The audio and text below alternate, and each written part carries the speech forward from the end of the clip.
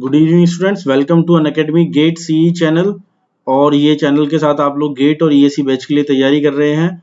आज जो अपनी क्लास है वो अपन सर्वेइंग की अपन लोग स्टार्ट कर रहे हैं और जो मीडियम अपन रखेंगे हिंदी मीडियम में रखेंगे। जैसा कि आप लोगों ने मैंने कल भी आप लोगों से पूरा का पूरा शेड्यूल डिस्कस किया था किस तरीके से अपन इस चैनल पर गेट और ईएसी की तैयारी को बहुत ही अच्छे तरीके से करने वाले हैं। आप लोगों के लिए इंग्लिश मीडियम के बैचेस भी हैं जो कि आप लोगों के मॉर्निंग आवर्स में लगेंगे। जो हिंदी मीडियम में जो अगर आप लोग मैं बात करूं आप लोगों के जो गेट ईएससी के जो चलेंगे वो शाम को आप लोगों के हैं। साथ ही साथ आप लोगों के साथ स्टेट में जो आप लोगों की वैकेंसी निकली है, जैसे कि अभी आप लोग जानते हैं कि आरएसएम एसएसबी में आप लोगों के लिए वैकेंसीज आई हुई है राजस्थान में जेईएन की, ऐसे ही बिहार बोर्ड में भी आप लोगों ने देखा होगा कि आई हुई है। तो आपके लिए अभी सिविल के स्टूडेंट्स जो हैं जो अपने साथ जुड़े हुए हैं उनके लिए तैयारी का ये बहुत ही परफेक्ट टाइम है। आप लोग अगर आज मेहनत करेंगे तो आप लोग बहुत कुछ अचीव कर सकते हैं। चलिए आज की अपन अपनी तैयारी को आगे बढ़ाते हैं। जो अपन ने सर्वेइंग जो अपन ने सब्जेक्ट स्टार्ट किया था जिसको अपन जियोमेट्रिक्स भी जानते हैं, कल अपना फर्स्ट लेक्चर था। जिन जिन बच्चों ने अभी तक इस चैनल को सब्सक्राइब नहीं किया है वो सबसे पहले इस चैनल को सब्सक्राइब कर दें ताकि आप लोगों को जितने भी अपडेट्स हैं वो टाइम टू टाइम मिलते रहें, और आप बेल आइकन प्रेस करना मत भूलिएगा। चलिए पहले अपन रिवीजन से स्टार्ट करते हैं। कल अपन लोगों ने कुछ चीजें डिस्कस करी थी, बेसिक सिविल इंजीनियरिंग जो सब्जेक्ट था आपका सर्वेइंग की। सबसे पहले अपन लोगों ने डिस्कस किया था सर्वेइंग क्या होता है, ठीक है। दैट इज सबसे पहले मैं बात करना चाहूंगा सर्वेइंग की। तो सर्वेइंग में आप लोगों ने देखा था सर्वेइंग था to determine relative position of 2 points, ठीक है। To determine relative position of 2 points, ठीक है। और ये जो पॉइंट्स हो सकते हैं वो ऑन द सरफेस हो सकते हैं, बीनीथ द सरफेस हो सकते हैं, या फिर अबव द सरफेस भी हो सकते हैं, ठीक है। उसके बाद मैंने आप लोगों से क्लासिफिकेशन की बात करी थी सर्वेइंग की। क्लासिफिकेशन ऑफ सर्वेइंग में आप लोगों ने अलग अलग बेसिस पर मैंने आप लोगों को सर्वेइंग के क्लासिफिकेशन बताए थे, जिसमें बहुत टाइप की आप लोगों के पास सर्वेइंग निकलकर अपन लोगों ने देखा था। आप लोगों के पास मिलिट्री सर्वे आता है, ठीक है। आप लोगों के पास मैं कह सकता हूं हाइड्रोलॉजिकल जो आता है, ठीक है, हाइड्रो सर्वेइंग जो अपन कह सकते हैं उसको।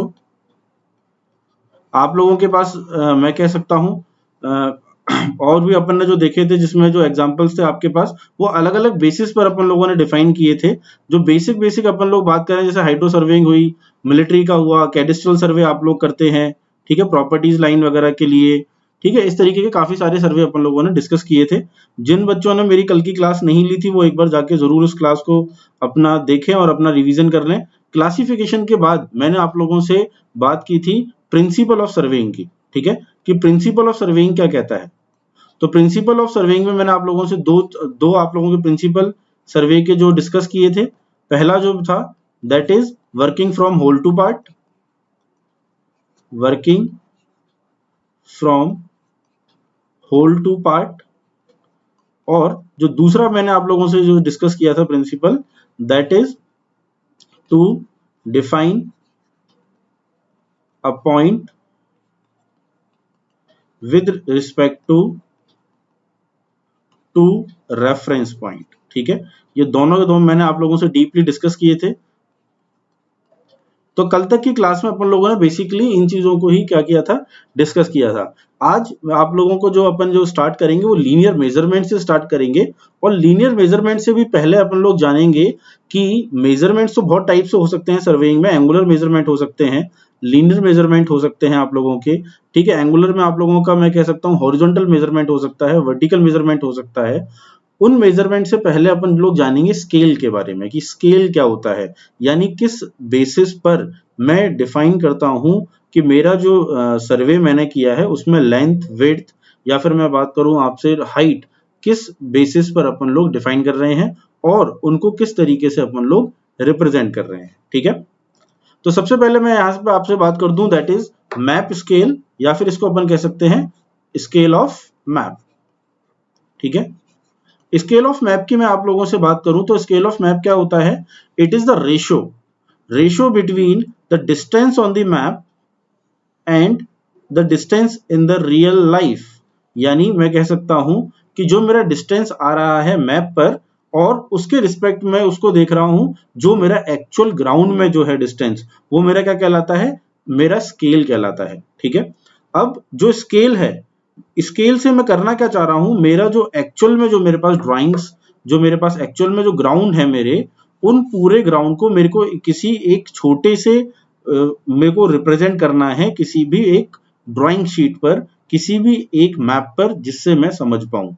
तो मैं कह सकता हूं कि जो मेरे पास ड्राइंग आई है, ठीक है, अगर मैं उसको अकॉर्डिंग टू स्केल बना रहा हूं तो it will be an exact copy of real object, but या तो but will be in smaller और larger than the real object. जरूरी नहीं है कि आप स्केल ऑफ मैप से बहुत बड़ी चीज को छोटा ही बनाएं, आप ऐसा भी कर सकते हैं किसी छोटी सी चीज को आप लोग बड़े स्केल पर उसको शो करें, ताकि वो चीज अपन को क्लियरली विजिबल हो, समझने में इजी हो। यही कहलाता है अपना स्केल ऑफ मैप। चलिए अपन इसको और ज्यादा डिस्कस करते हैं कि इसमें क्या क्या है। सबसे पहले मैंने आप लोगों से बात कर रहा हूं स्केल की, तो स्केल की जो डेफिनेशन अपन लोग लिखना चाहेंगे, that is it is a ratio of it is ratio of distance on map to distance on ground। तो ये मेरा क्या कहला देगा, स्केल मेरे पास कहला देता है, ठीक है। फॉर एन एग्जाम्पल, अगर मैं एक एग्जाम्पल की बात करता हूं, यदि मैं स्केल लेके चला हूं, आप लोग मान के चलें 1 सेंटीमीटर जो मेरा है, ठीक है, वो मेरा 50 मीटर्स के बराबर है, ठीक है। तो इसका मीनिंग ये हुआ कि जो मेरा 1 सेंटीमीटर है, इट इज ऑन पेपर, ये मैं पेपर पे शो कर रहा हूं, मेरी ड्राइंग शीट पे शो कर रहा हूं, और एक्चुअल में जो ये 1 सेंटीमीटर जो मैंने पेपर पे शो किया है, वो डिस्टेंस मेरा 50 मीटर है एक्चुअल ग्राउंड में, ठीक है, 50 मीटर इन ग्राउंड एक्चुअली, ठीक है। इस तरीके से अपन लोग क्या करते हैं, किसी भी स्केल से रिप्रेजेंट करते हैं अपनी ड्राइंग को। यहां पर अपन बात करें कि मेरा आरएफ क्या होता है, ठीक है। आरएफ को अपन रिप्रेजेंट करते हैं जो होता है that is representative factor. Representative factor क्या है आप लोगों का, जैसे अगर अपन एक एग्जांपल लें कि मेरा 1 सेंटीमीटर जो था, ठीक है, वो मेरा 100 मैं कह दूं आप लोगों से मीटर के बराबर है। ये मैं क्या लेके चल रहा हूं, एक स्केल लेके चल रहा हूं मेरी ड्राइंग के लिए, ठीक है, दिस इज माई स्केल। तो यहां पर आप लोग देखेंगे कि अगर मुझे यहां पर आरएफ फाइंड आउट करना है, रिप्रेजेंटेटिव फैक्टर की अगर मैं वैल्यू निकालूं, तो मेरा जो डिस्टेंस मैंने कवर किया है दैट इज 1 सेंटीमीटर, ठीक है, जो मैंने ड्राइंग शीट पर लिया है, और जो मेरा एक्चुअल में है वो मेरा कितना है, 100 मीटर है। अब इस मीटर को, जबकि ये क्वांटिटी मेरी सेंटीमीटर में है, तो मैं इस 100 मीटर को भी क्या करूंगा, मीटर सेंटीमीटर में चेंज करूंगा, और चेंज करने के लिए मैं इसको मल्टीप्लाई कराऊंगा 1000 से, ठीक है। तो अब मेरे पास क्या वैल्यू आ चुकी है, 1 डिवाइड बाई 100,000 यानी 1 लाख। तो 1 डिवाइड बाई 1 लाख मेरा क्या हो गया, आरएफ हो गया मेरे स्केल का जो मैं लेकर चला हूं। इस तरीके से अपन लोग क्या करेंगे, रिप्रेजेंटेटिव फैक्टर को शो करते हैं। आप लोगों ने जब भी इंजीनियरिंग ड्राइंग्स वगैरह जब आप लोग बनाते हैं, जो अपन लोग, उसमें हमेशा अपन उसका आरएफ शो करते हैं। आरएफ से अपन लोग ये समझ सकते हैं कि मेरा जो मेरे को ड्राइंग जो मेरे को दिख रही है, मेरे को जो मैप दिख रहा है, वो एक्चुअल ग्राउंड में कितनी लेंथ का होगा, वो मैं इजीली फाइंड आउट कर सकता हूं, ठीक है। तो यहां तक अपन लोगों ने बात करी है रिप्रेजेंटेटिव फैक्टर की। अब अपन देखते हैं कि ऐसे कौन कौन से स्केल्स हैं जिनके थ्रू मैं अपने ड्राइंग्स को बनाता हूं, ठीक है। तो नेक्स्ट जो अपन चीज डिस्कस करेंगे that is scale of map. उससे पहले यहाँ पर एक इंपॉर्टेंट चीज आप लोगों को दिख रही है, जो कई बार आप लोगों से क्वेश्चंस पूछे भी जाते हैं, और बहुत थोड़ा सा कई बार मैं कह सकता हूँ जल्दी में कई बार जो स्टूडेंट्स होते हैं वो काफी बार कंफ्यूज रहते हैं।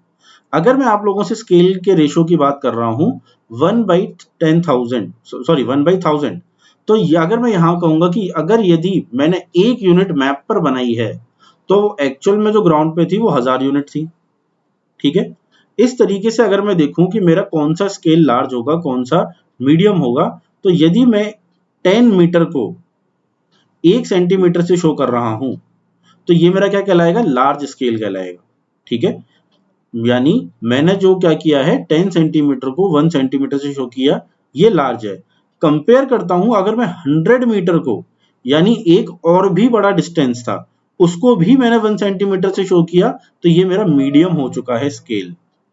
ठीक है, मीडियम कैसे हुआ? क्योंकि मैंने बहुत बड़ी लाइन को छोटा दिखा दिया, यहां पर थोड़ी बड़ी लाइन को छोटा दिखाया था, यहां पर बहुत बड़ी लाइन को मैंने छोटा दिखा दिया, तो ये मेरा मीडियम होगा।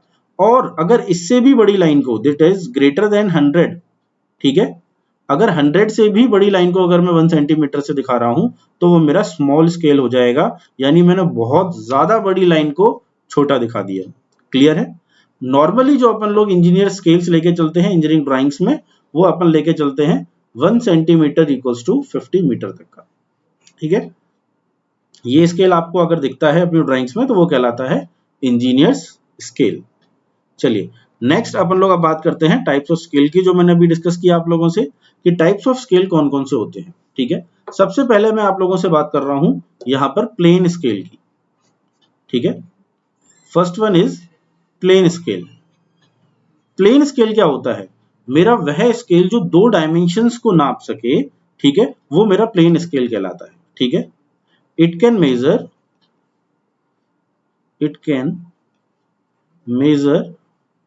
2 डायमेंशंस। ठीक है, 2 डायमेंशन। 2 डायमेंशन से मेरा मतलब क्या है? यदि मैं स्केल लेके चलूं आप लोगों के पास, मान लीजिए कि 1 सेंटीमीटर इक्वल्स टू 4 मीटर है। ठीक है, तो मेरे को क्या करना पड़ेगा कि मेरे को अब ये स्केल ड्रॉ करना है, एक मेरे पास ऐसा स्केल आ जाए जहां पर मेरा 4 मीटर 1 सेंटीमीटर के बराबर दिखे। ठीक है, तो उसके लिए मैं क्या करूंगा, एक मैं स्केल लूंगा, ठीक है, और ये जो मैं स्केल ले रहा हूं उसको मैं 4 पार्ट्स में डिवाइड कर दूंगा। ठीक है, ये स्केल बिल्कुल सिमिलर रहेगा, रेक्टेंगल जो रहेंगे बिल्कुल। ठीक है, 1 2 3 एंड 4। ठीक है, अब ये जो पूरा का पूरा जो स्केल है, ये कितने का है? 10 सेंटीमीटर का है। ठीक है, दिस इज 10 सेंटीमीटर। ठीक है, अब मैं बात करता हूं कि मेरे को जो 10 सेंटीमीटर है, अगर 1 सेंटीमीटर 4 के बराबर है, तो वो मेरे, अगर मैं 10 सेंटीमीटर कितने के बराबर आ जाएगा? 40 के बराबर आ जाएगा। ठीक है, तो मैं जो स्केल जो होगा ये मेरा, वो कितने पे वेरी करेगा? ये मेरा वेरी करेगा 10 मैं कह सकता हूं मीटर पर। तो यदि मैं इसको 0 शो करता हूं, तो ये मेरे पास हो जाएगा 10, ये मेरे पास हो जाएगा 20, और ये मेरे पास हो जाएगा 30। ठीक है, ये सारे के सारे किसमें है? मीटर्स में। और आप क्या करें, जो 0 के बाद जो आप लोगों के पास जो एक कॉलम जो बचा है, दैट इज रो में जो वैल्यू है, ठीक है, 4 इक्वल पार्ट्स में बात करने के बाद उसको 10 इक्वल डिविजन्स में आप लोग बांट दें। कितने डिविजन्स में? 10 इक्वल डिवीजन में, यानी 1 2 3 4 5 6 7 8 9 10। ठीक है, ये 10 इक्वल डिविजन्स में आप लोगों ने इसको किया है, 10 इक्वल डिवीजन। और एक जो डिवीजन है इसका, ठीक है, एक डिवीजन आप लोगों को क्या दिखा रहा है? 1 मीटर के बराबर है। ठीक है, तो यानी ये 1 मीटर पर है। This is, you can say that 1, this is 2 3 4 5 6 7 8 9 and it will B 10। इस तरीके से ये डिविजन्स मैंने करे हुए हैं। तो आप लोग क्या करेंगे, आप लोग यहां से, अगर मैं इस लाइन को लूं, इस 3 से लेकर यहां तक का जो डिस्टेंस रहेगा, this will B how much, कि मेरा 10 यहां से है, 0 से 10, और ये 3, दैट इज 13 मीटर का ये मेरा डिस्टेंस हो गया। ठीक है, इस तरीके से मैं क्या कर सकता हूं, प्लेन स्केल से जो मेरी वैल्यूज हैं उनको निकाल सकता हूं। तो ये जो स्केल है मेरे पास, we can say that this scale can read 10 metre and 1 metre. ठीक है, तो जो 2 डायमेंशंस की मैं आप लोगों से बात कर रहा था, वो मेरे पास 10 मीटर है और एक 1 मीटर। तो आप इस स्केल से 2 डायमेंशंस तक आप लोग इजीली क्या कर सकते हैं, मेजर कर सकते हैं। दूसरा जो मेरे पास स्केल रहेगा प्लेन स्केल के बजाय, वो क्या है? That is diagonal scale. अब डायगोनल स्केल में क्या है, आप लोग 2 की बजाय 3 डायमेंशंस तक आप लोग मेजर कर सकते हैं। तो इट कैन मेजर और we can say that it can read up to 3 dimensions. और अगर मैं इसका बात करूं कि अपन लोगों को किस तरीके से दिखता है, तो इसका अगर अपन लोगों के पास अगर अपन डायग्राम बनाना चाहें, तो ये मेरे पास यदि कोई स्केल है,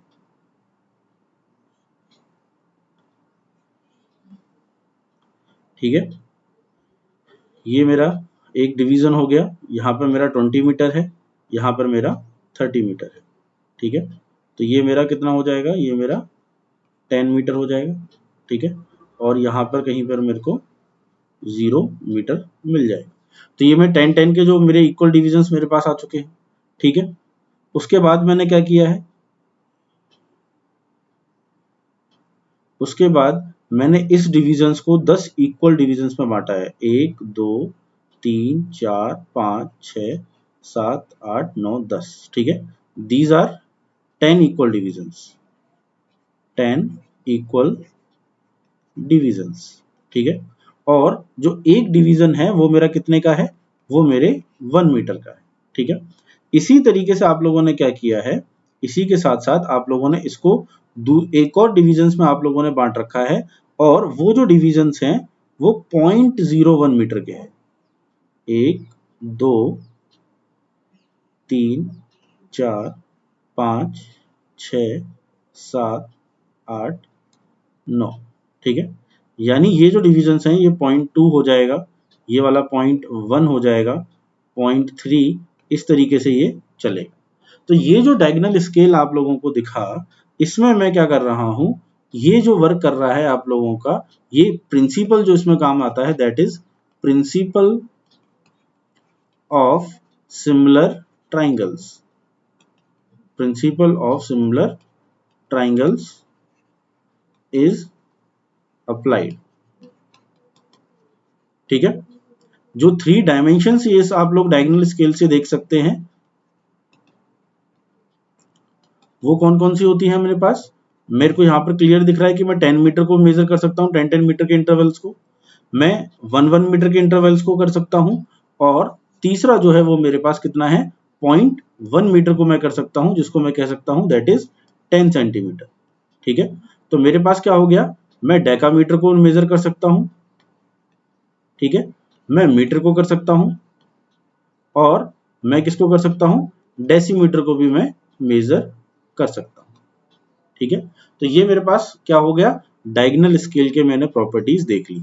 इसी तरीके से आप लोगों के पास होता है वर्नियर स्केल, जो कि आप लोगों ने प्रैक्टिकली काफी यूज में भी लिया होगा, और इंजीनियरिंग से भी पहले वर्नियर जो स्केल होता है आप लोग फिजिक्स लैब में उसको यूज में भी लेते हैं, ठीक है। तो third is vernier scale.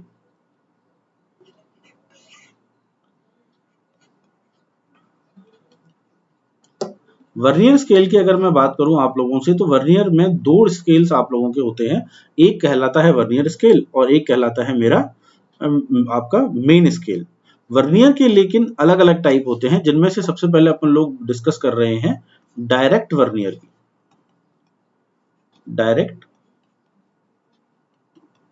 Vernier, ठीक है। डायरेक्ट वर्नियर में जो अगर मैं इसकी अगर अपन प्रॉपर्टीज की बात करें, डायरेक्ट वर्नियर में जो होता है, it is having n-1 division on main scale, which is divided into n divisions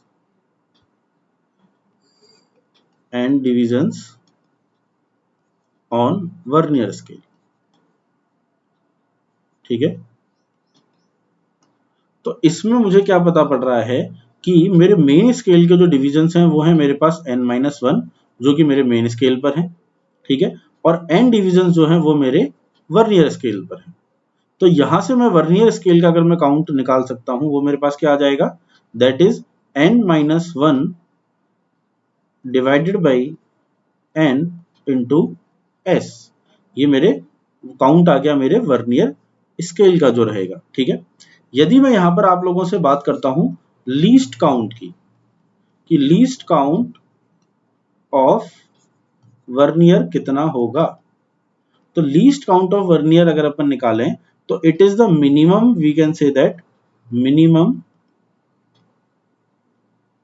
dimension that can minimum dimension that can measured by vernier scale, minimum dimension that can be measure, or we can say that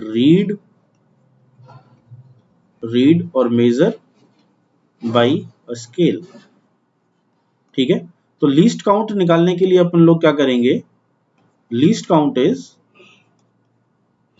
मैं main scale पर कितना नाप सकता हूं s, और vernier पे मैं नाप सकता हूं v। तो मैं करूंगा इसको s minus v, main scale का जो डिवीजन है दैट इज s, और v की वैल्यू आप लोगों ने अभी निकाली है n minus 1 upon n into s।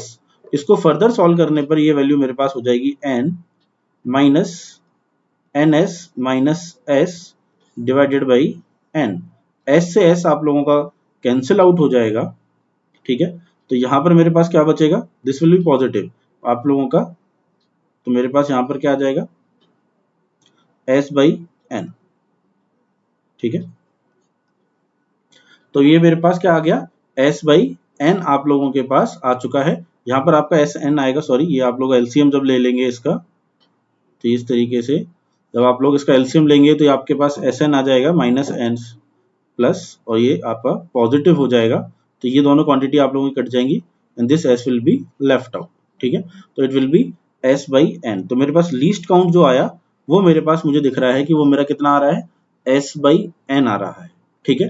तो आप लोगों के लीस्ट काउंट पर बहुत सारे क्वेश्चंस भी आप लोगों से पूछे गए हैं जिसमें आप लोग डायरेक्टली अप्लाई करते हैं s बाई n। यहाँ पर एक एग्जाम्पल के तौर पर अगर अपन समझें कि लीस्ट काउंट कैसे अपन लोग फाइंड आउट कर सकते हैं, ठीक है। एग्जाम्पल देखें, अगर मैं आपसे कहता हूं कि मेन स्केल पे जो डिविजन्स हैं, ठीक है, वो कितने के हैं 1 मीटर के, और नंबर ऑफ डिविजन्स हैं वो हैं आप लोगों के 10, तो लीस्ट काउंट जो मेरा होगा that will be s by n। तो इट विल बी s कितना हो गया मेरे पास, s मेरे पास हो गया 1 बाई 10 दैट इज 0.1, ठीक है। तो ये मेरे पास 0.1 क्या आ गया, मेरा लीस्ट काउंट आप लोगों के पास आ चुका है जो आप लोग निकालेंगे, ठीक है। इसी तरीके से आप लोगों के पास और भी वर्नियर्स के टाइप्स होते हैं जिसको अपन डिस्कस करते हैं, ठीक है। और लीस्ट काउंट पर अपन लोग क्वेश्चंस भी करेंगे कि किस तरीके से अपन लोग क्वेश्चंस फाइंड आउट करेंगे, किस तरीके से अपन लोग इसमें क्वेश्चंस गेट में आते हैं उनको भी अपन लोग डिस्कस करेंगे, ठीक है। चलिए नेक्स्ट अपन लोग बात करेंगे यहाँ पर सेकेंड टाइप का जो वर्नियर होता है आपका that is retrograde vernier. Retrograde vernier, retrograde vernier जो आपका डायरेक्ट वर्नियर से डिफरेंस है वो है आप लोगों के नंबर ऑफ, मतलब आप लोगों के कितने डिविजन्स हैं आपके मेन स्केल पर और वर्नियर स्केल पर, ठीक है। तो यहां पर अगर अपन लोग इसको मेंशन करते हैं रेट्रोग्रेड वर्नियर को, तो in this case we can say that, ठीक है, आप लोगों के जो डिविजन्स होते हैं मेन स्केल पर वो होते हैं n+1। ये किस पर डिविजन्स हैं, मेन स्केल पर, ठीक है, which is divided into n number of divisions, ठीक है, ऑन वर्नियर, ठीक है। तो we can say that n+1 division on main scale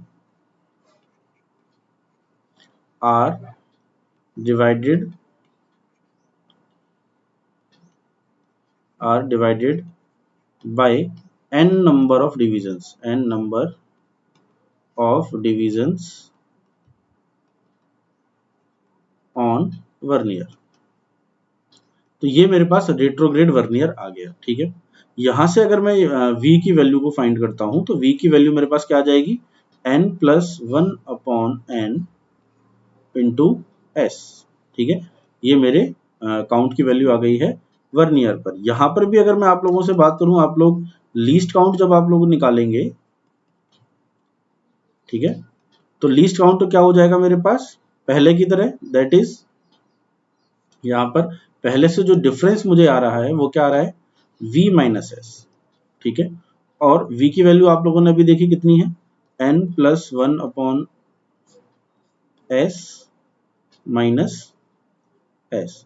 इसको मैं सॉल्व करता हूं तो यहाँ पर हो जाएगा मेरे पास N S plus S, LCM लूंगा तो माइनस का एन एस आ जाएगा यहाँ पर और divided by N.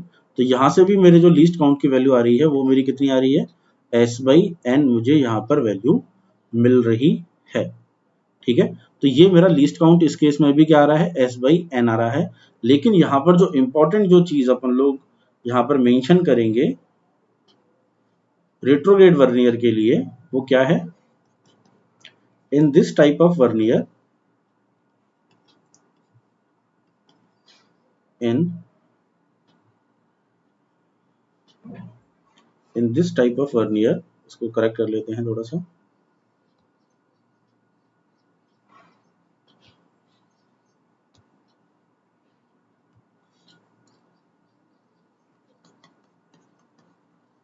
in this type of vernier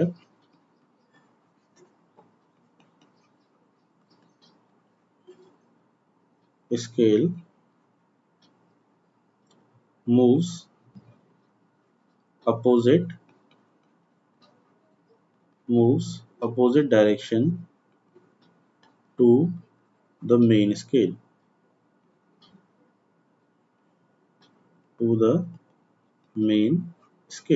यहाँ पे जो वर्नियर होता है वो मेन स्केल से अपोजिट डायरेक्शन में आप लोगों का मूव करता है, ठीक है।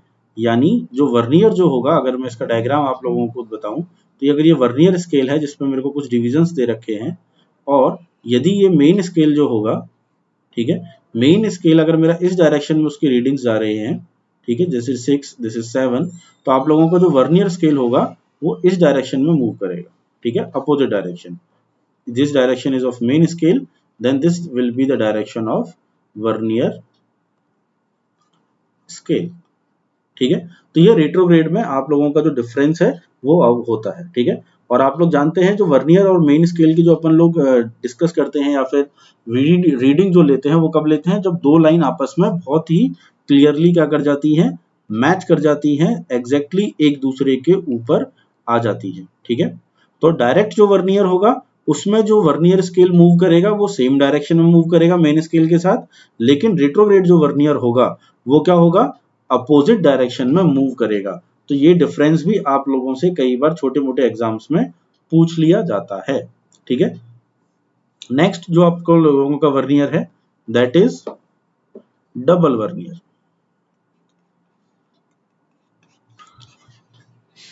डबल वर्नियर, ठीक है। अगर मैं डबल वर्नियर की बात करता हूं तो this will B, you can say that कि ये आप लोगों का कॉम्बिनेशन होता है दोनों टाइप्स के वर्नियर का, ठीक है, डायरेक्ट वर्नियर का और रेट्रोग्रेड वर्नियर का। और वो कैसे प्लेस होते हैं, बैक टू बैक, ठीक है।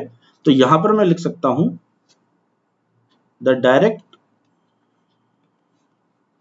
Vernier and retrograde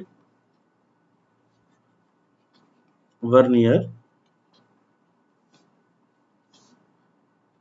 are placed back to back,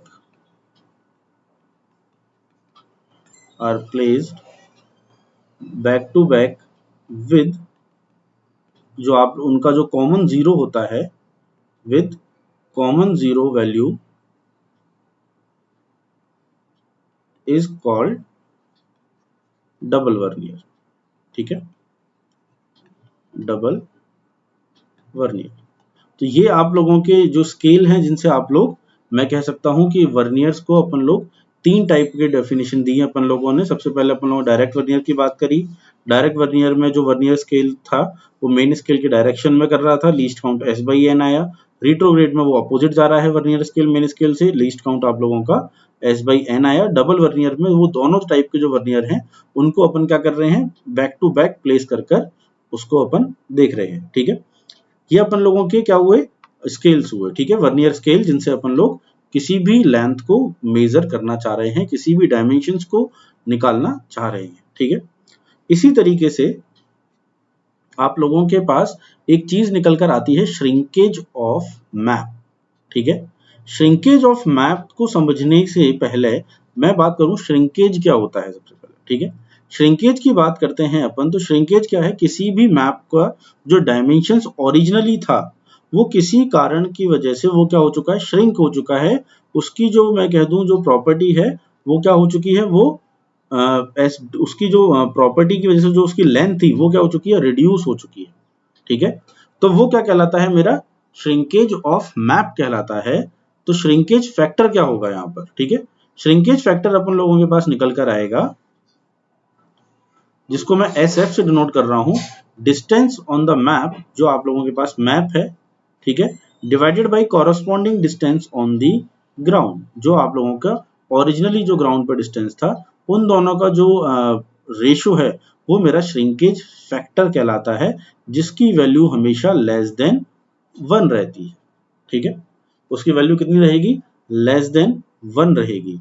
तो यहां पर मैं डिस्कस करना चाहूंगा आप लोगों से श्रिंकेज फैक्टर के बेसिस पर कि व्हाट इज श्रिंकेज स्केल। ठीक है, कि श्रिंकेज स्केल है क्या। श्रिंकेज स्केल को समझने के लिए मैं मानकर चलता हूं कि यदि मेरे पास कोई एक ग्राउंड था जिसमें मैंने मेजरमेंट किए हैं, ठीक है, और वो जो मेजरमेंट होने के बाद अभी जो मेरे पास जो मैप है वो कितने का है, 30 सेंटीमीटर, और दिस विल बी 10 सेंटीमीटर। ठीक है, ओरिजिनली जो यहां पर स्केल था, दैट इज ओरिजिनल स्केल। ठीक है, इसकी वैल्यू अपन लेते हैं 1 सेंटीमीटर बराबर 40 मीटर्स। ठीक है, कोई भी वैल्यू यहां पर हो सकती है ओरिजिनल स्केल की, उससे यहाँ पर डायमेंशंस में कोई फर्क नहीं पड़ेगा। सिर्फ कैलकुलेशंस के लिए मैं आप लोगों को समझा रहा हूं कि किस तरीके से अपन लोग उस केस में मैं कह सकता हूं कि अपन उसकी ओरिजिनल लेंथ को डिटरमाइन करेंगे। ठीक है, तो यहां पर अगर मैं आप लोगों से बात करूं कि प्रेजेंट जो मेरे पास डायमेंशंस हैं, present dimensions are 30 centimetre by 10 centimetre. ठीक है, ओरिजिनली अगर मैं आप लोगों से बात करूं कि पहले कैसा, मतलब क्या हो रहा है इस मैप पे, जो मेरे 9.40 की जो मेरी लाइन है, ठीक है, वो मेरी अब मुझे कितने की है, जो ओरिजिनली 10 सेंटीमीटर की थी वो मुझे श्रिंक होकर 9.40 की मिल रही है। ठीक है, तो मैं कह सकता हूं कि मेरा 9.40 सेंटीमीटर लाइन, ठीक है, वॉज 10 सेंटीमीटर लॉन्ग। ये मेरे पास एक्चुअल केस था कि 10 सेंटीमीटर की लाइन वो कितने की हो चुकी है, 9.4 सेंटीमीटर की मेरे पास हो चुकी है। तो यदि मैं 1 सेंटीमीटर की लाइन की अगर आप लोगों से बात करूं तो 1 सेंटीमीटर की लाइन कितने की हो जाएगी, 10 बाई 9.40 की हो जाएगी। ठीक है, इसी तरीके से अगर मैं आप लोगों से कह दूं कि 30 सेंटीमीटर की लाइन कितने की हो जाएगी, तो मेरे 30 सेंटीमीटर की जो लाइन होगी वो हो जाएगी दैट इज 10 बाई 9.40 इंटू 30।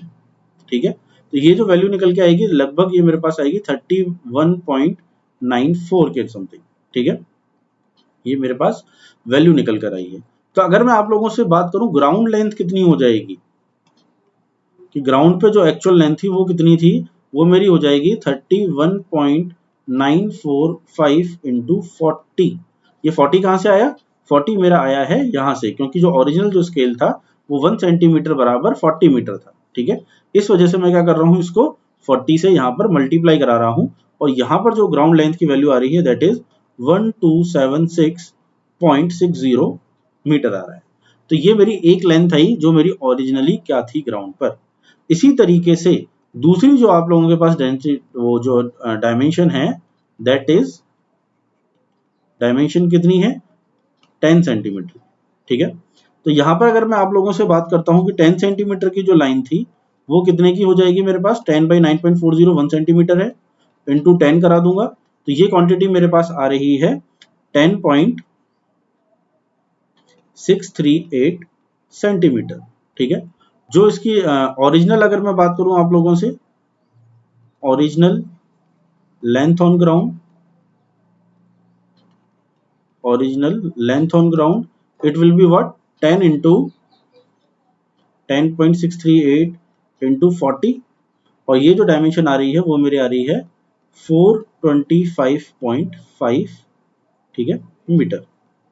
ठीक है, क्योंकि 40 मीटर में है, इस वजह से ये चीजें जो है मैं उसको मीटर में मैं आप लोगों को शो कर बता रहा हूँ। ठीक है, तो ये मेरे पास क्या हुआ कि ये मेरे पास ओरिजिनली जो मेरा था वो मेरे पास डायमेंशन आई है, तो यहां से मैं क्या निकाल सकता हूं, एक्चुअल प्लॉट एरिया निकाल सकता हूं। ठीक है, एक्चुअल प्लॉट एरिया मेरे पास क्या हो जाएगा, एक्चुअल प्लॉट एरिया मेरे पास आ जाएगा 1276.60 इंटू 425.5। इसकी कैलकुलेशन अपन लोग कर सकते हैं, और जो कैलकुलेशन आ रही है वो लगभग 5432, ठीक है, 543234 मीटर स्क्वायर के समथिंग कुछ आएगी। तो वो आप लोगों का क्या हो जाएगा, यू कैन से दैट कि वो मेरे पास ओरिजिनल उसका एरिया निकल कर आ जाएगा, लेंथ और विड्थ जो मैंने ओरिजिनली वहां पर लेकर चला हूं। तो ये मेरा क्या हुआ, श्रंक स्केल का जो मैंने निकाला वो मेरे पास आया है। ठीक है, तो श्रिंकेज फैक्टर जो मैंने आप लोगों को डिफाइन किया था थोड़ी देर पहले, तो श्रिंकेज फैक्टर में यहां पर उसको क्या लिख सकता हूं, श्रिंकेज फैक्टर को मैं कह सकता हूं कि सिंपल टर्म्स में ये मेरी श्रंक लेंथ है, ठीक है, जो मेरी श्रंक हुई है डिवाइडेड बाई उसकी original length in a simpler form. ठीक है, तो जो मेरा श्रंक स्केल निकल कर आएगा, श्रंक स्केल क्या हो जाएगा, श्रंक स्केल हो जाएगा मेरा shrinkage factor, shrinkage factor into original scale. ठीक है, तो ओरिजिनल स्केल आप लोग लेके चल रहे हैं, उसको श्रिंकेज फैक्टर से मल्टीप्लाई करा दूंगा तो मेरा क्या आ जाएगा, श्रंक स्केल आप लोगों के पास आ जाएगा। ठीक है, इस केस की अगर मैं बात करता हूँ, इस स्केल में मेरा जो SF होगा श्रिंकेज फैक्टर वो कितना होगा, मेरी श्रंक की लेंथ कितनी थी 9.40, ओरिजिनल लेंथ कितनी थी 10, तो मेरे पास श्रिंकेज फैक्टर आ गया 0.94। ठीक है, इस तरीके से ओरिजिनल अगर मैं बात करूं, मेरे पास ओरिजिनल स्केल कितना था, मेरे पास ओरिजिनल स्केल था मेरे पास 1 सेंटीमीटर बराबर कितना 40 मीटर, ये 40 मीटर हो गया, सेंटीमीटर में चेंज करेंगे तो इसको 100 से इंटू कर दूंगा, दैट विल बी 4000। ठीक है, तो we can say that shrunk scale अगर आप लोगों से पूछे कोई तो आप लोग कैसे निकालेंगे, shrinkage factor that is 0.94 into original scale that is 1/4000। तो ये आप लोगों के पास श्रंक स्केल निकल कर आ जाएगा 1/4255.319। तो मेरे पास क्या निकल कर आ गया, जो मेरा 1 सेंटीमीटर है वो मेरा 42.55.32 के बराबर है मीटर में। ठीक है, ये मेरा क्या है, श्रंक स्केल आ गया। ठीक है, दिस इज श्रंक स्केल। तो इस तरीके से कैलकुलेशन करके अपन लोग श्रंक लेंथ, ओरिजिनल लेंथ के रिस्पेक्ट में श्रंकेज फैक्टर, श्रंक स्केल की क्वेश्चंस को सॉल्व करते हैं। ठीक है, तो जो गेट में आए हुए क्वेश्चंस है उनको अपन और भी डिस्कस करेंगे। अभी जो अपन लोगों ने डिस्कस किया है वो किया है किस तरीके से अपन लोग इसकी वैल्यू को फाइंड आउट करेंगे। ठीक है, तो यहाँ पर मैं आप लोगों को कंफ्यूजन ना हो उसके लिए बता देता हूँ। पहले आप लोगों को डायमेंशंस वाले जो कैलकुलेशन है उनको देखने के बाद इस टॉपिक को आप लोगों को देखना है। ठीक है, चलिए नेक्स्ट अपन लोग अब बात करते हैं डिग्री ऑफ एक्यूरेसी की। ठीक है, कि डिग्री ऑफ एक्यूरेसी या फिर जो प्रिसीजन होता है वो क्या होता है। ठीक है, चलिए आगे बढ़ते हैं। दिस इज फर्स्ट पार्ट है और दिस इज सेकंड। चलिए नेक्स्ट है degree of accuracy. Degree of accuracy क्या है, ये आप लोगों का बताता है कितने यूनिट ऑफ एरर आया है जब आप लोगों ने कितने मतलब n नंबर ऑफ यूनिट्स को मेजर किया है। ठीक है, तो we can say that it is the ratio between unit of error and the unit of measurement. ठीक है, तो अगर मैं डिग्री ऑफ एक्यूरेसी को 1 in n से शो कर रहा हूं तो मेरा क्या हो जाएगा, 1 unit of error, 1 unit of error in n number n number of units of measurement. ठीक है, तो ये मेरा क्या कहलाएगा, डिग्री ऑफ एक्यूरेसी कहलाएगा। सेकंड जो मेरे पास है दैट इज प्रिसीजन। प्रिसीजन क्या कहलाता है, यदि मेरे को पता हो किसी भी चीज की, अगर मेरे को पता है कि कोई लेंथ मुझे पहले से प्री डिफाइंड है कि वो 10 सेंटीमीटर है, आप लोगों ने जब उसको नापा तो वो आप लोगों का पास आया वैल्यू 9.96 सेंटीमीटर, और जब मैंने उसको मेजर किया तो मेरे पास आया 9.9899 सेंटीमीटर। तो मेरा जो वैल्यू है वो ओरिजिनल वैल्यू के ज्यादा क्लोज है कंपैरिजन टू योर्स वैल्यू, तो मैं क्या हूंगा, this will be more precise. ठीक है, तो प्रिसीजन को मैं यहां पर डिफाइन कर सकता हूं, it is the closeness to some measured or known quantity, वो मेरा क्या कहलाएगा, प्रिसीजन कहलाएगा। क्लियर है आप लोगों को यहां तक कि भाई डिग्री ऑफ एक्यूरेसी क्या है और प्रिसीजन क्या है, इन दोनों में आप लोगों को कंफ्यूज नहीं होना है। प्रिसीजन है किसी वैल्यू के अपन लोग कितना क्लोज है, और डिग्री ऑफ एक्यूरेसी आपकी हो जाएगी कितने यूनिट ऑफ एरर है आप लोगों की जब आप लोगों ने n नंबर ऑफ यूनिट्स को मेजर किया है। ठीक है, नेक्स्ट अपन लोग बात करेंगे सोर्स ऑफ एरर की, कि आप लोगों का सोर्स ऑफ एरर कहां से आता है। मेरे पास किसी भी डायमेंशन को मेजर करते वक्त जो मेरे एरर्स हैं वो मैं कहां से आ सकते हैं मेरे। ठीक है, तो सबसे पहले मैं यहां पर बात कर रहा हूं नेचुरल एरर्स की। ठीक है, कि नेचुरल एरर्स क्या होते हैं। जो आपके नेचुरल एरर्स होते हैं वो किसी भी, मैं कह सकता हूं किसी की उसमें गलती नहीं होती है, वो नेचुरल कॉजेस की वजह से जो आप लोगों के डायमेंशन या मेजरमेंट में जो गलतियां आती हैं वो नेचुरल एरर कहलाता है। इनके पीछे जो कारण है वो कौन कौन से हैं, जैसे कि वेरिएशन इन विंड, आप लोगों के जो विंड में वेरिएशंस आ रहे हैं उसकी वजह से आप लोगों के डायमेंशंस चेंज हो जाएं। ठीक है, इसी तरीके से क्या हो सकता है, टेम्परेचर जो है आप लोगों का ग्राउंड का वो चेंज हो जाए, ह्यूमिडिटी में आप लोगों के चेंजेस देखने को मिले, रिफ्रैक्शन में आप लोगों को चेंजेस देखने को मिले, ग्रेविटी जो है अगर आप लोगों की ग्रेविटी कैसे फर्क करेगी, ग्रेविटी फर्क करेगी आप लोगों के मैग्नेटिक जो आप लोगों का जो नेडल वगैरह रहता है उसके लिए। ठीक है, या फिर मैग्नेटिक फील्ड ऑफ अर्थ आप लोगों का चेंज होगा। तो ये सारे के सारे नेचुरल कॉजेज हैं, इसमें अपन लोगों का कोई इन्वॉल्वमेंट नहीं है। भाई विंड के जो वेरिएशंस है उसमें मेरा कोई रोल नहीं है, टेम्परेचर, ह्यूमिडिटी, रिफ्रैक्शन, ये सारे नेचुरल कॉजेज हैं, तो ये सारे के सारे किस में आते हैं, नेचुरल एरर्स में अपन लोग इनको काउंट कर चलते हैं। ठीक है, इसी तरीके से आप लोगों के पास होते हैं इंस्ट्रूमेंटल एरर।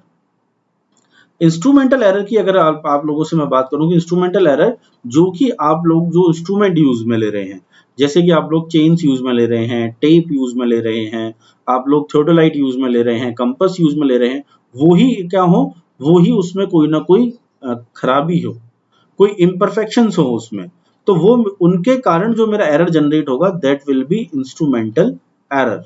ठीक है, उसमें पर्सनल किसी की मतलब गलती नहीं है और ना ही कोई नेचर की गलती है, वो आपके इंस्ट्रूमेंट की गलती है। तो these are the results from imperfection in construction. ठीक है, या फिर जो उसका एडजस्टमेंट हुए हैं, एडजस्टमेंट ऑफ सर्वेइंग इंस्ट्रूमेंट। ठीक है, या फिर मैं कह सकता हूं जब आप लोगों ने काफी सारे इंस्ट्रूमेंट को एक साथ यूज किया है तो मूवमेंट ऑफ इंडिविजुअल पार्ट्स, कोई एक आध पार्ट इधर उधर हो जाए उसकी वजह से जो एरर आएगा that will be instrumental error. Next जो एरर है आप लोगों के पास दैट इज पर्सनल एरर। कि पर्सनल एरर क्या होता है, पर्सनल एरर वो होगा जो आप लोगों की या मेरे से, जब मैं सर्वेइंग कर रहा हूं, जब आप लोग सर्वेइंग कर रहे हैं, जो किसी इंडिविजुअल पर्सन या फिर we can say that for surveyor, जो सर्वेयर है जो सर्वे कर रहा है फील्ड में, उसी की खुद की गलती की वजह से जो एरर जनरेट होगा आप लोगों की रीडिंग में वो कहलाएगा पर्सनल एरर। और इसमें अगर अपन लोग बात करें कि ये कैसे अराइज हो सकता है, this can be arise from sense of site, आप लोग जो साइटिंग ले रहे हैं, आप लोगों की साइट सही नहीं हो, टच या फिर हियरिंग की वजह से। ठीक है, या फिर मैं कह सकता हूं गलती से मैंने रीडिंग ही गलत लिख ली, मैंने सुना गलत। ठीक है, तो मैंने अगर सुनाई मेरे को गलत दी रीडिंग, मैंने गलत नोट डाउन कर ली, तो वो भी मेरा क्या हुआ, पर्सनल एरर हुआ, इंडिविजुअल एरर हुआ। मैंने लाइन ऑफ साइट सही से नहीं रखी है टेलीस्कोप की, ठीक है, वो भी गलती किसकी है, वो भी एक पर्सनल की गलती है, तो वो मेरा कहलाता है सोर्सेज ऑफ एरर। ठीक है, तो ये एरर्स आप लोगों ने देखे कि कौन कौन से एरर्स अपन लोग जनरेट हो सकते हैं। नेक्स्ट अपन लोग देखें कि टाइप्स ऑफ एरर को अपन और किस तरीके से डिफाइन कर सकते हैं। ठीक है, टाइप्स ऑफ एरर को अगर मैं डिफाइन करूं तो सबसे पहला आप लोगों को दिख रहा है मिस्टेक, ठीक है, या फिर मैं इसको कह सकता हूं ग्रॉस एरर। मिस्टेक और ग्रॉस एरर की मैं अगर आप लोगों से बात करूं तो ये वो गलतियां होती हैं जो कि एक बहुत बड़े लेवल पर आप लोगों के होती हैं। ठीक है, जैसे अगर मैं बात करूं कि इनको दूसरा नाम दिया गया है ब्लंडर्स। तो ब्लंडर्स आप लोग जानते हैं अपन नॉर्मल लैंग्वेज में भी कब यूज करते हैं इस वर्ड को, जब अपन कोई बहुत बड़ी गलती करके बैठे। इसी वजह से इसको नाम दिया गया है ग्रॉस एरर। ग्रॉस यानी काफी एक बड़ी मात्रा में कोई एरर अपन लोगों की रीडिंग्स में आ चुका है। ये आप लोगों का हो सकता है किसकी वजह से आ जाए, आप लोगों के फॉल्ट्स इन इक्विपमेंट्स की वजह से जनरेट हो जाए। ठीक है, या फिर एडॉप्शन ऑफ रॉन्ग, ठीक है, डिस्ट्रीब्यूशन, यानी जहां पर आप लोगों को जो आप लोगों ने डेटा जो आप लोगों ने किया है अडॉप्ट, वो आप लोग गलत ले लें। ठीक है, अडॉप्शन ऑफ रॉन्ग टेक्निक्स आप लोग लगा रहे हैं। जैसे अगर मैं बात करूं आप लोगों से कि आप लोग थोर्डोलाइट से एंगल लेना चाह रहे हैं, ठीक है, लेकिन आप लोग जो टेक्निक जिसका आप लोग यूज में ले रहे हैं वो ही गलत है। ठीक है, आप लोगों ने जो पॉइंट को जिसको देखना था उसको ना देख के दूसरा पॉइंट को देख लिया है, दैट इज मिस इंटरप्रिटेशन। आप लोगों ने मिस इंटरप्रिटेशन कर दिया है, टेक्निक ही गलत लगा दी है, तो वो सारे के सारे क्या आ जाएंगे आप लोगों के मिस्टेक या फिर ग्रॉस एरर में आ जाएंगे। Reasons, fault in equipments, adoption of wrong techniques, ठीक है, मिस इंटरप्रिटेशन हो सकते हैं। और ऐसी जो बड़ी बड़ी मिस्टेक्स होती हैं, अगर मैं उसका एक क्यूमुलेटिव अगर मैं निकालना चाहूं, ठीक है, तो मैं जो मेरा इसमें मैक्सिमम परमिसिबल एरर हो सकता है उनकी ऑब्जर्वेशन में, that will be plus minus 3.29 s, and s is standard deviation. Standard deviation, ठीक है, स्टैंडर्ड डेविएशन आप लोग समझते हैं, किसी भी एक वैल्यू से कोई भी जो दूसरी वैल्यू है वो कितनी अबव या कितनी बिलो है, कितनी ज्यादा या कितनी कम है, दैट इज डेविएशंस। तो जो स्टैंडर्ड डेविएशन है उसका that is multiplied by 3.29, this is the maximum permissible error for gross errors. ठीक है, अगर आपको जो मिस्टेक हो रही है। दूसरी टाइप की जो एरर्स हैं आप लोगों के पास वो कौन सी हैं, ठीक है, दूसरे टाइप की एरर है मेरे पास सिस्टमैटिक एरर। सिस्टमैटिक एरर वो एरर कहलाती है जिसमें कोई एक पर्टिकुलर पाथ, ठीक है, या फिर कोई पैटर्न फॉलो हो रहा हो। ठीक है, तो these error follow a definite pattern. ठीक है, इसका मतलब क्या है, यदि मैं इस एक्सपेरिमेंट को बार बार रिपीट करूं और जब मेरी सारी कंडीशन सेम है, तो वो जो वैल्यू मैं निकालना चाह रहा हूं या तो वो वैल्यू इंक्रीज होती चलेगी, ठीक है, या वो वैल्यू क्या होती चलेगी, डिक्रीज होती चलेगी, यानी वो एक फॉलोइंग एक पैटर्न को फॉलो करेगी। ठीक है, तो same pattern of systematic errors को वो क्या करेगी, फॉलो करेगी, वही मेरे कहलाते हैं सिस्टमैटिक एरर। सिस्टमैटिक जो एरर होते हैं वो दो टाइप से आप लोगों को देखने को मिलते हैं, that is cumulative error. Cumulative error में मैं कह सकता हूं ये एरर ओनली एक ही डायरेक्शन में आप लोगों को मिलते हैं, in single direction, in single direction only. Single direction से मेरा यहां पर मतलब है, यदि अगर उसकी वैल्यू इंक्रीज हो रही है तो वैल्यू इंक्रीज ही होती रहेगी, यदि एरर की वजह से वैल्यू डिक्रीज हो रही है तो वो सिर्फ डिक्रीज ही होती चलेगी। लेकिन दूसरा जो एरर है यहां पर वो मेरे पास है कंपनसेटिंग एरर। कंपनसेटिंग एरर होता है in both direction, in both direction. ठीक है, बोथ डायरेक्शन से मतलब है या तो उसकी वैल्यू पॉजिटिव भी आ सकती है और नेगेटिव भी आ सकती है। दोनों वैल्यू जब आती रहती हैं, कभी ज्यादा कभी कम, वो आप लोगों का कहलाता है कंपनसेटिंग एरर। ठीक है, तो मैं कह सकता हूं कि जो मेरा सिस्टमैटिक एरर है वो एक मैथमेटिकली एक रिलेशनशिप मॉडल को फॉलो करता है। ठीक है, यूजिंग फंक्शनल रिलेशनशिप और मॉडल, वो मेरा क्या कहला देगा, सिस्टमैटिक एरर आप लोगों को देगा। ठीक है, तो अगर मैं बात करूं कि ये मैंने सारे एरर्स आप लोगों से डिस्कस किए कि जो एरर आते हैं, अब एरर आते किन किन चीजों की वजह से। ठीक है, एरर के जो मैं कहूं यहाँ पर आप लोगों को बहुत सारे रीजंस हो सकते हैं कि एरर आप लोगों के किसी भी लीनियर मेजरमेंट में अकर हुआ है। ठीक है, तो लीनियर मेजरमेंट अगर मैं बात करूं या चेन या फिर टेप की अगर मैं आप लोगों से बात करता हूं यहाँ पर कि जैसे लीनियर मेजरमेंट अपन किस किस चीज से कर सकते हैं और एरर कहाँ से जनरेट अपने पास हो सकते हैं, ठीक है। तो सबसे पहले अगर अपन बात करें, उससे पहले अपन यहाँ पर बात करते हैं रैंडम एरर की एक बार। तो रैंडम एरर बहुत सिंपल सा है। ये जो एरर होते हैं, these are small and equally liable to plus और minus the partly compensating in nature, ठीक है। प्लस माइनस दोनों क्वांटिटी आ सकती हैं, कंपनसेटिंग होते हैं पार्टली, पूरी तरीके से नहीं होते हैं, ठीक है। और जो रैंडम एरर होते हैं that are directly proportional to under root N, ठीक है। और एन क्या है आप लोगों का, नंबर ऑफ ऑब्जर्वेशन। जितनी आप लोग ऑब्जर्वेशंस लेंगे रैंडम एरर उसके अंडर रूट के डायरेक्टली प्रोपोर्शनल रहेगा। रैंडम एरर ये आप लोगों के अनप्रिडिक्टेबल होते हैं, ठीक है। आप इनको इवेल्युएट नहीं कर सकते हैं किसी भी तरीके से, आप लोग इनको क्वांटिफाइड भी नहीं कर सकते हैं कि कितना एरर आया है, ठीक है। ये रैंडम होते हैं और किसी भी कारण की वजह से ये आप लोगों के आ सकते हैं, ठीक है। तो आप लोगों से कई बार इस रिलेशनशिप को पूछा जाता है, तो आप लोगों को याद रखना है कि दो रैंडम एरर जो है आप लोगों का that is directly proportional to under root N where N is number of observation, ठीक है। तो यहां पर मैं आप लोगों से बात कर रहा था और भी मेरा किस किस टाइप से मेरे एरर जो आ सकते हैं, ठीक है। एरर जो आ सकते हैं आप लोगों के पास, मैं उसको डिस्कस कर लेते हैं अपन लोग। एरर किस किस कारणवश अपन लोग आ सकते हैं। एरर अकर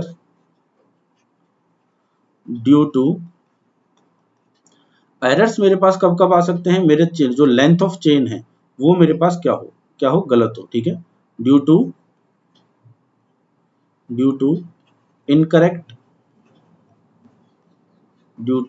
इनकरेक्ट चेन और टेप लेंथ। चेन और जो टेप हैं आप लोगों के लीनियर मेजरमेंट के लिए इंस्ट्रूमेंट्स काम में लिए जाते हैं, जिसको अपन डिस्कस भी करेंगे, ठीक है। आगे आपके जो करेक्शन यहाँ पर जो होगा उसकी वजह से अपन लोगों को, एरर की वजह से जो करेक्शन होगा वो भी अपन लोगों को लगाना यहाँ पर पड़ता है, ठीक है। उसको भी अपन लोग डिटेल में डिस्कस करेंगे। इसी तरीके से मैं कह सकता हूँ आप लोगों के पास जो टेप है ड्यू टू स्टैंडर्डाइजेशन की वजह से आप लोगों का आ सकता है, ठीक है। एरर ड्यू टू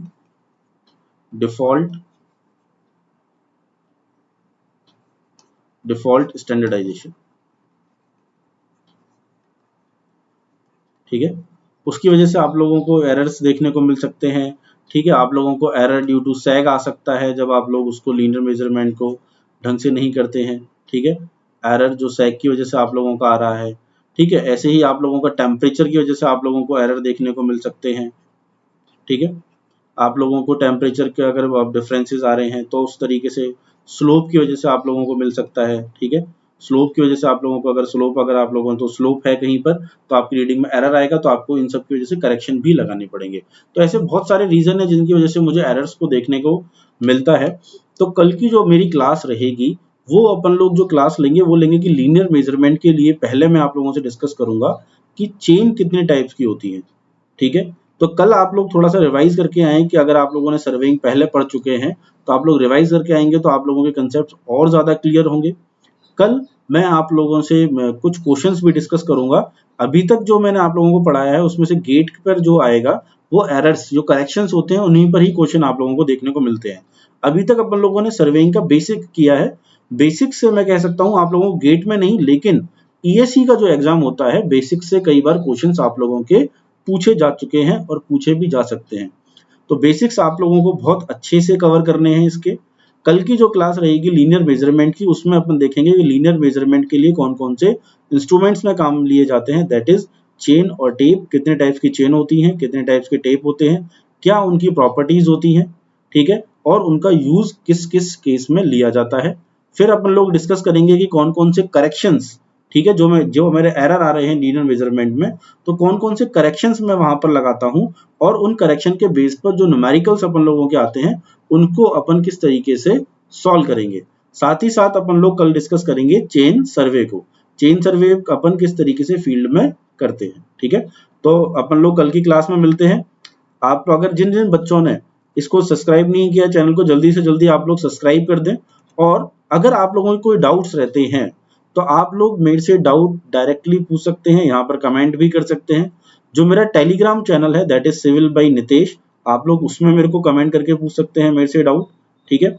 अगर आप लोग अनअकैडमी प्लस का सब्सक्रिप्शन लेना चाहते हैं, अनअकैडमी प्लस के सब्सक्रिप्शन के लिए मैं आपको बता दूं कि अगर आप लोग अनअकैडमी प्लस का सब्सक्रिप्शन लेते हैं तो आप बहुत सारी फैकल्टीज से, जो अनअकैडमी का ईएससी गेट का जो पूरी की पूरी टीम है, आप लोग किसी भी फैकल्टी का लेक्चर देख सकते हैं, उनसे पढ़ सकते हैं, उनसे डाउट पूछ सकते हैं। ठीक है, ऐसा नहीं है कि आप लोगों को सिर्फ एक या दो फैकल्टीज मिल रही हैं, आपको बहुत सारी फैकल्टीज से आप लोगों को पढ़ने को मिल रहा है, एक कोर्स नहीं मिल रहा है आप लोगों को।